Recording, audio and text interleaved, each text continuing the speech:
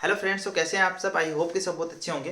तो इससे पहले भी हमने दो स्ट्रेटजी वीडियो बनाए थे, एक जीके जीएस को लेके और एक हमने मैथ्स की स्ट्रेटजी को लेके। बहुत सारे लोगों ने उनको देखा और उन लोगों को रिव्यू जो आया उस वीडियो के प्रति बहुत अच्छा आया। तो उनकी डिमांड थी सर रीजनिंग और एक इंग्लिश के लिए भी ऐसा वीडियो आए, तो उसके लिए उनकी डिमांड पे आया। अगर आपने दो वीडियो पहले के वो नहीं देखे हैं और देखने हैं तो आपको डिस्क्रिप्शन में मिल जाएंगे, एक बार उनको जरूर देख लीजिएगा कि आगे आने वाले 8 महीनों में आपको इन सब्जेक्ट को कैसे कवर करना है। वो सारी डिटेल हमने उनमें जो है इंक्लूड की है डिटेल्स। तो एक बार आप उनसे गो थ्रू हो लेना। अब इस वीडियो में हम क्या डिस्कस करने वाले हैं कि भाई देखो, अभी का जो सीजीएल 22 हुआ था, सीजीएल 23 मेंस हुआ है, इनके बेस पे रीजनिंग की क्या स्ट्रेटेजी होनी चाहिए और किस तरह से आपको पढ़ना चाहिए कि आप मेंस में 90 आउट ऑफ 90 के दावेदार हो। और कोई बड़ी चीज नहीं होगी अगर आप इस वीडियो को सुनते हो। 1 घंटा मैं आपका चाहता हूँ, 8 महीने तक प्री तक आप डेली 1 आवर दोगे ना। मैं कह रहा हूँ कि मान लो 2 दिन में भी आप 1 आवर दे रहे हो या 2 आवर दे रहे हो, जो भी है आप, बट 1 आवर अगर आप डेली देते हो रीजनिंग को, तो 8 महीने तक आप प्री में 50 में से 50 स्कोर कर लोगे, मेंस में 90 आउट ऑफ 90 ले आओगे। ये बड़ी बात नहीं है। अब आप में से बहुत सारे लोग कहेंगे कि ये तो कोई भी कह सकता है, बट एक बार आप इस वीडियो को पूरा सुनो, फिर आप खुद कहोगे कि हाँ सर बड़ी बात तो नहीं है, अगर हम डेली 1 आवर इस तरह से पढ़ लेते हैं तो आ जाएंगे। तो वीडियो को पूरा सुनना, वीडियो अच्छा लगे तो वीडियो को लाइक करना और चैनल को सब्सक्राइब कर लेना। आपका कोई भी रिव्यू हुआ है तो आप इस वीडियो के कमेंट सेक्शन में जरूर दे सकते हैं कि वीडियो में क्या चीज़ अच्छी लगी, कोई दिक्कत, कोई परेशानी, कोई भी डाउट आपको पूछना है पूछ सकते हैं। चैनल पर नए हो चैनल को सब्सक्राइब जरूर करना ताकि आप तक बाकी वीडियोज भी पहुंचते रहे। अब देखो, सबसे पहले बात करते हैं कि आपने मान लो रीजनिंग स्टार्ट की अभी और आपने बेसिक बेसिक जानकारी आपको पता है कि भाई मिसिंग नंबर ये होता है, सीरीज ये होती है, क्लासिफिकेशन ये होता है, ये सब थोड़ी थोड़ी चीजें आपको पता है, ठीक है।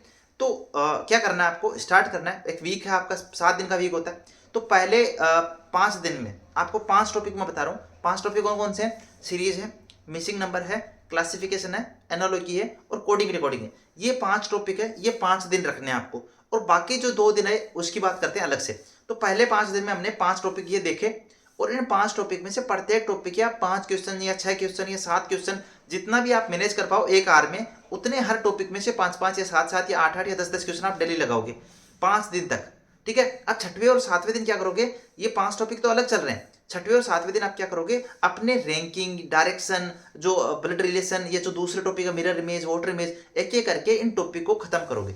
अब मान लो कि आप कह दो कि सर मेरे रीजनिंग का आधा सिलेबस बाकी है, तो 5 दिन में वो 5 टॉपिक किए और इन 2 दिन में जैसे मान लो आपका रैंकिंग की क्लास आपको देखनी है, आपको रैंकिंग समझ में नहीं आ रहा पीवाईक्यू वाली बुक से, तो आप रैंकिंग की क्लास देख सकते हो छठवें और सातवें दिन में, ठीक है।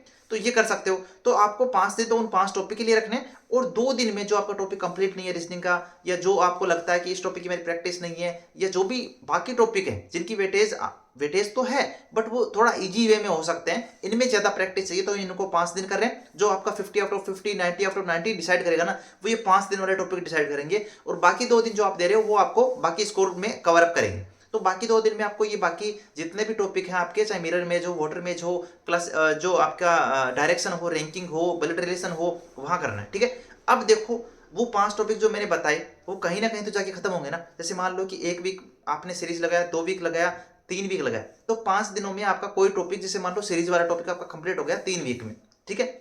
अब 3 वीक में सीरीज वाला टॉपिक कंप्लीट हो गया, तो फिर 5 टॉपिक तो वो थे, अब उनमें से एक टॉपिक कंप्लीट हो गया, तो अब छठवां टॉपिक इंक्लूड करोगे आप। कौन सा? वो आप करोगे सिटिंग अरेंजमेंट। सिटिंग अरेंजमेंट, आप उसमें सिटिंग अरेंजमेंट के क्वेश्चन लगाना स्टार्ट करोगे।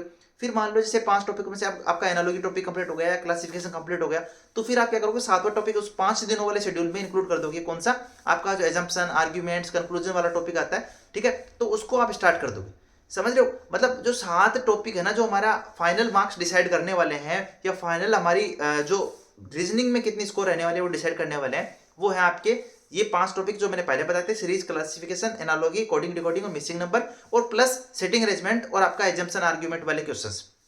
7 टॉपिक है ना। मोस्ट ऑफ द मार्क्स जो डिसाइड करते हैं कि आपका रीजनिंग में कैसा स्कोर है और आपका पूरे ओवरऑल स्कोर कितना रहा है, वो ये टॉपिक डिसाइड करते हैं।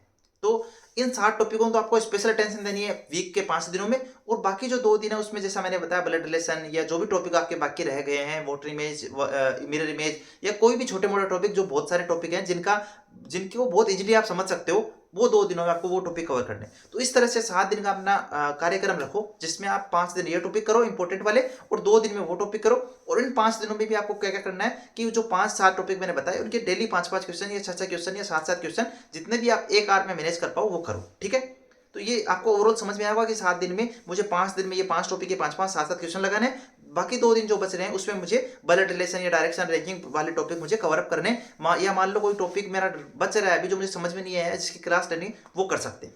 एक टॉपिक आपको दिख रहा होगा कि जो सबसे ज्यादा गलत करता होगा, जो मैंने 6वें और 7वें दिन बताया ना भाई आपको जो टॉपिक कवर करना है, उसमें एक टॉपिक आता है नॉन वर्बल सीरीज वाला, जिसमें आपको पता नहीं चलता कि ये चांद इधर है तो उल्टा कैसे हो गया, इधर से उधर कैसे हो गया, वो समझ में नहीं आता। ठीक है, तो उसकी भी एक क्लास का लिंक मैं आपको इस वीडियो को डिस्क्रिप्शन में दूंगा।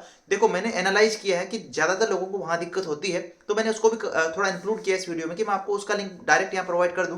तो एक दूसरे चैनल का वीडियो है जो मुझे बहुत अच्छा लगा है, तो मैं आपको वो पर्टिकुलर रिकमेंड करूंगा, उसका लिंक मैं डिस्क्रिप्शन दे दूंगा, आप वो वीडियो भी देख सकते हैं, जिससे आपका नॉन वर्बल सीरीज में जो क्वेश्चन गलत होता है वो गलत होना बंद हो जाएगा, ये गारंटी देता हूं उस वीडियो को देखने के बाद। ठीक है, तो ओवरऑल आपका स्कोर कहां पजल कर सकता है, मैंने 22 और 23 मेंस को एनालाइज किया तो मुझे पता चला कि आप सेटिंग अरेंजमेंट में आपका जो एजम्पशन आर्गुमेंट वाले क्वेश्चन हैं वो गलत हो सकते हैं, या क्लासिफिकेशन एनालॉजी मिसिंग नंबर वाले क्वेश्चन गलत हो सकते हैं। तो मैंने जो इंपॉर्टेंट टॉपिक थे उनको उन 5 दिनों में इंक्लूड किया है कि भाई वीक में 5 दिन में आप ये करो ताकि आपका स्कोर 90 ऑफ 90 आने लगे, 50 आउट ऑफ 50 आने लगे। तो उसके लिए मैंने 5 दिन वो डिसाइड किया, 6वां और 7वां दिन आपके लिए डिसाइड किया बाकी टॉपिकों के लिए। और उसमें जहां एक दिक्कत हो सकती है नॉन वर्बल सीरीज में, उसकी क्लास का लिंक भी मैं आपको दे सकता हूं, मतलब इस वीडियो को डिस्क्रिप्शन में आपको मिल जाएगा। ठीक है, इस वीडियो को डिस्क्रिप्शन में आपको टेलीग्राम चैनल और टेलीग्राम ग्रुप का लिंक भी मिलेगा, जो आप जरूर ज्वाइन कर लें, जहां पे आपको इंपॉर्टेंट पीडीएफ्स, इंपॉर्टेंट अपडेट्स मिलती रहती है एसएससी की, बहुत सारी कई चीजें आपको वहां अपडेट मिल जाती है, तो वो आप जरूर ज्वाइन करके रखें।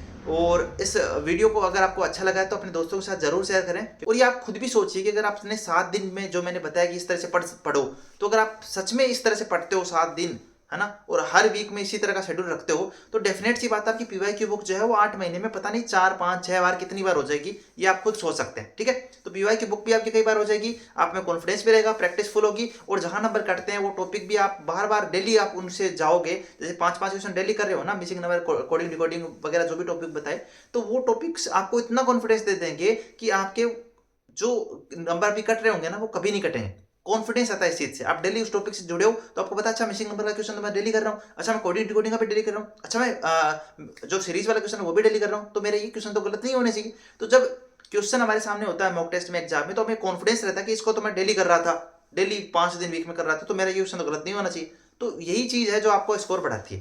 तो आई होप कि आपको अच्छा लगा होगा वीडियो, तो आप अपना कमेंट सेक्शन में जरूर रिव्यू दे सकते हैं, आपको कोई डाउट है तो पूछ सकते हैं। सो बाय बाय फ्रेंड्स।